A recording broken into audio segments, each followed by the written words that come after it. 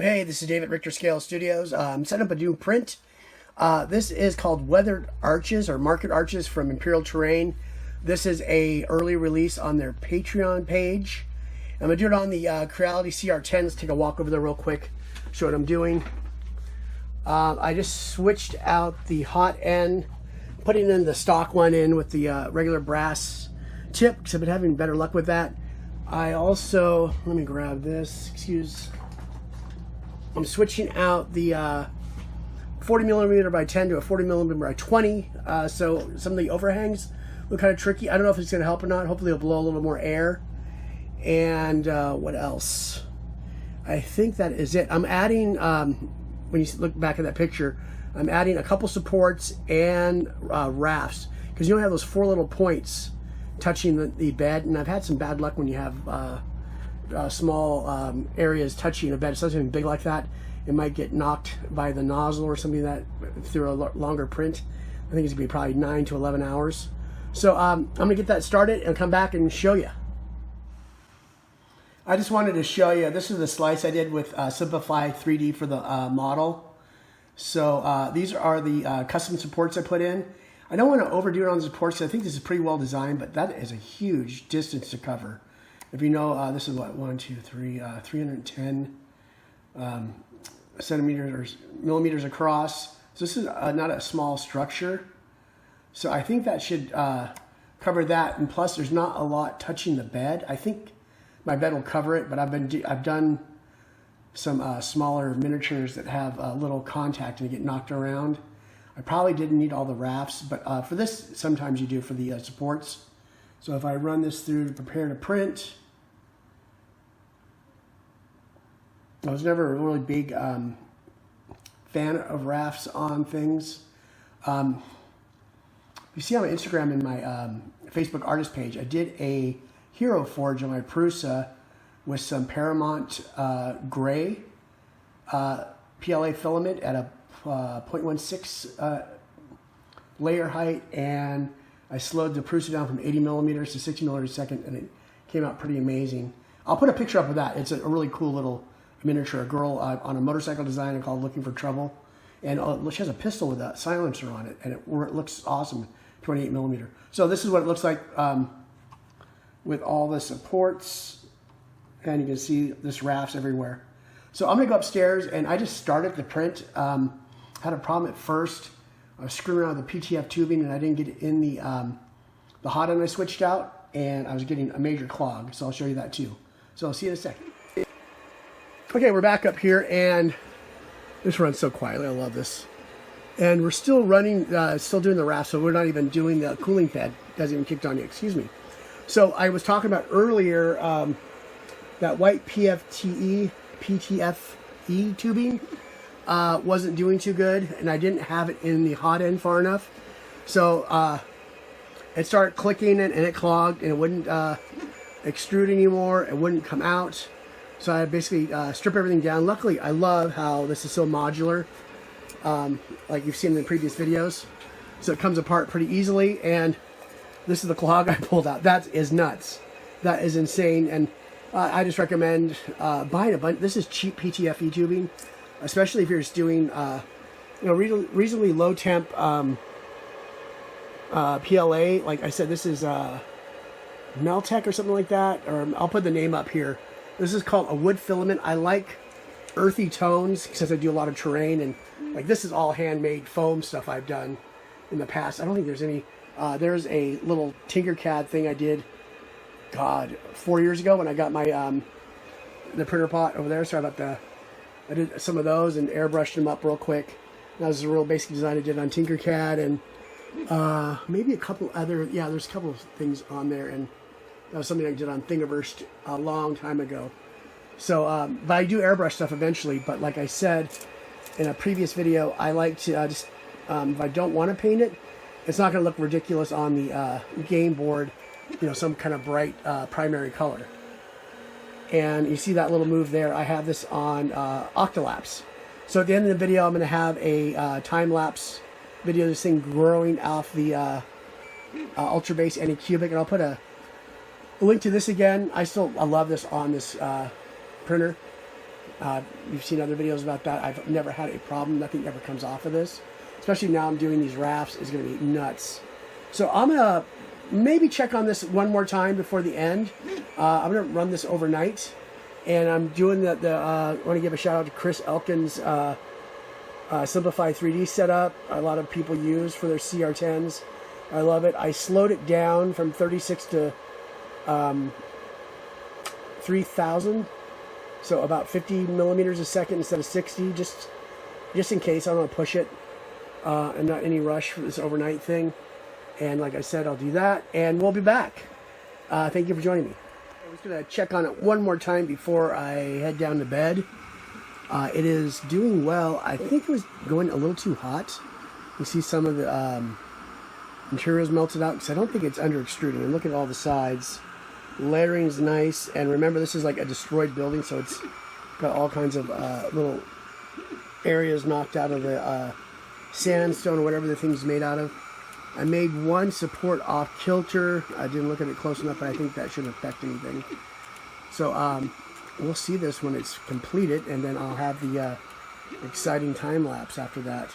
I took it the temperature down from 220 to 215 for a while. Took it down to 210. I'm getting no extruder problems whatsoever. So I'm happy about that. And I've been sitting here for about 5 minutes watching this thing. And I might crank up the speed too.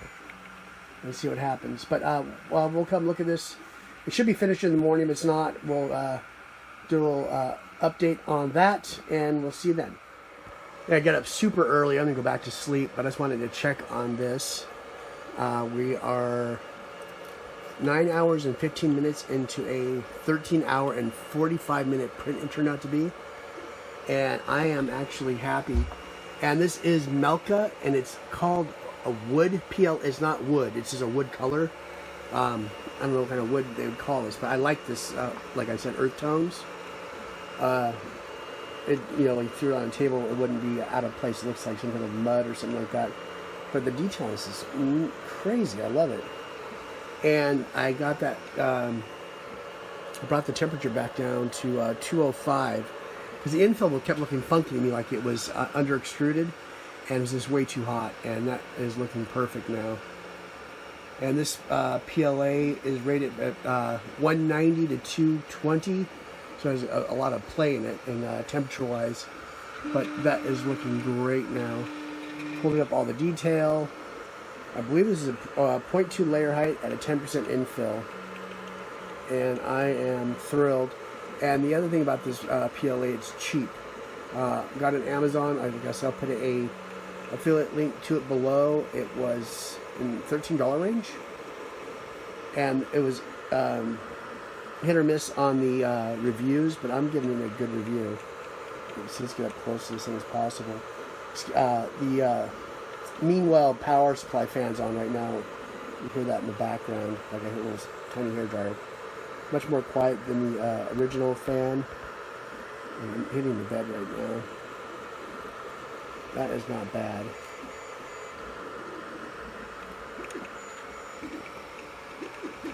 So next time you see me will be the end of the print, and we'll see you then. Okay, it is finished printing. It's still needing to cool down with the Anycubic Ultra Base. This thing will not release a print very easily until it cools down. And I have this bed, this is the silicone Kenevo heater on it. It gets up heat real fast. I mean, it heats up to 60 in a minute and 2 minutes and 11 seconds, I think, or 2:18 until I get it to 105. And then I have this welding cloth underneath that keeps it super insulated. So it takes a while to cool, to release. So probably needs to get down to maybe in the 30s. But I just kind of bumped some supports. Those come out really easily. And you can see a little bit of droop still, but that's not going to be anything tragic. It turned out beautiful. I'm trying to keep this at what you see like a tabletop view for gaming. So when you get up close, you can see, I wonder if I really did this in 0.2 layer height or 0.3. But I really like the organics on this. This is the Imperial Terrain weathered archway.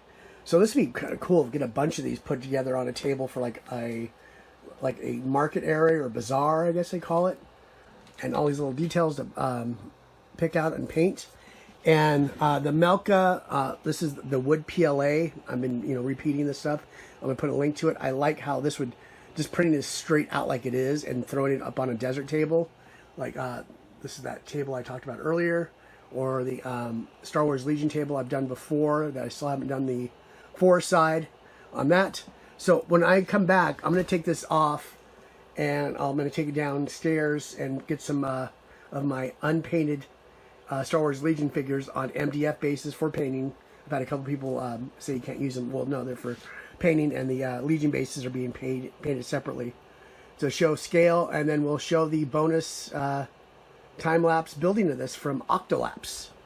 We'll see you in a second. To finish up that video here, actually this is like a day after I pulled it off the bed and printed another one overnight, and I just wanted to show these off. And these are the, obviously, Star Wars Legion figures I talked about. They're on MDF basis, so I can paint them easy and hold them. And this is Imperial terrain. These are called the archway, market archways, or, oh, I forgot the other name they used. I'll put it up here in writing. And then behind here is another offer from Imperial terrain. I believe this is from Syllogy, and that one is the, I hope that's Syllogy. Or it might be, I'll put up the name of it. I know it's the Garrison. I think I showed this in other pictures or something like that. It's a really cool piece of terrain. It's modular with, 4 pieces, roof, top, main body, and then you have this really cool staircase. That's beside the point. I just want to go over these real quick. I love the organic sculpting on these. You can see it's like a stucco over brick. Then even you can see like joint work, how they were like slipped in, and I like how they cut that. Really neat. My printer didn't really dig the curve on top, and this is a 0.2 layer height, but also this is a less expensive PLA from Melca. This is their wood color PLA. It's not wood infused. It's called wood color, but I really like it as a down and dirty desert look. I could probably just throw a matte varnish to seal it and kind of prime it and dry brush it, and then pick out the details, and you're done. And maybe just do a little edge highlighting on the peel it away and maybe paint the bricks a different shade.